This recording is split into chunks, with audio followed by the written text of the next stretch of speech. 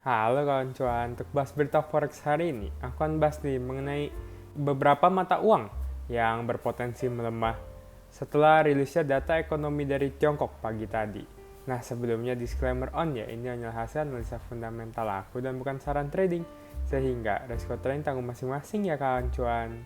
Kawan cuan, jadi tadi pagi pukul 9 waktu Indonesia Barat, itu beberapa data ekonomi dari Tiongkok itu dirilis dan membuat para analis merasa kurang optimis mengenai pertumbuhan ekonomi Tiongkok ke depannya, khususnya di tahun ini. Nah, jadi yang pertama ada data GDP Tiongkok untuk kuartal 2 yang secara year on year atau per tahunnya itu menunjukkan penurunan ke angka 6,3%, yang tidak sebagus prediksi para analis di angka 7,3%. Walaupun data ini sebenarnya lebih tinggi dari data sebelumnya di angka 4,5%. Kedua, terdapat data tingkat pengangguran untuk kalangan remaja berumur 16-24 tahun yang menunjukkan kenaikan ke level tertingginya ke angka 21,3% di bulan Juni.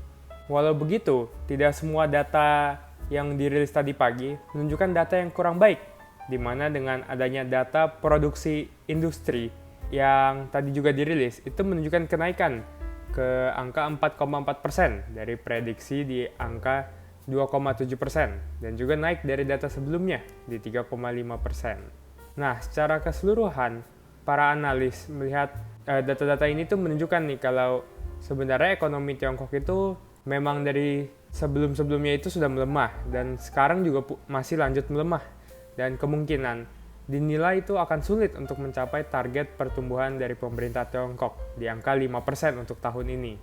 Nah, alasan prediksi ini ada selain karena data-data ekonomi Tiongkok yang dirasa kurang baik, itu juga ada karena sektor properti di Tiongkok yang merupakan salah satu sektor penopang terbesar ekonomi, hampir sekitar 25% atau seperempatnya, itu sedang mengalami tren turun atau pelemahan. Dan juga belum adanya nih pengucuran stimulus besar-besaran dari PBOC atau People's Bank of China, bank sentralnya Tiongkok, untuk menopang ekonomi Tiongkok yang sudah mulai melemah ini. Tentunya sentimen ini itu pun akan mendorong mata uang yuan, yaitu mata uangnya Tiongkok, untuk melemah dan diikuti juga oleh beberapa mata uang komoditas lainnya seperti NZD, New Zealand Dollar, dan juga AUD, Australian Dollar ke depannya. Dan jika ekonomi Tiongkok ini terus melemah, maka besar kemungkinan demand dari Tiongkok untuk bahan bakar ataupun komoditas itu pasti akan menurun dan akan berdampak pada mata uang komoditas seperti New Zealand Dollar dan khususnya juga Australian Dollar, yang pastinya terdampak dari segi permintaan akan batu baranya. Oh iya kawan cuan, untuk besok di hari Selasa dan juga di hari Rabu tidak ada update bahas berita forex terlebih dahulu ya. Itulah bahas berita forex hari ini kawan cuan. Kalau menurutmu nih, akankah ekonomi Tiongkok benar diprediksi tidak akan bisa mencapai target pertumbuhannya? Atau menurutmu pelemahan saat ini tuh kemungkinan hanya akan berlangsung sementara, sembari menunggu recovery selesai? Nah coba berikan prediksimu di kolom komentar ya kawan cuan.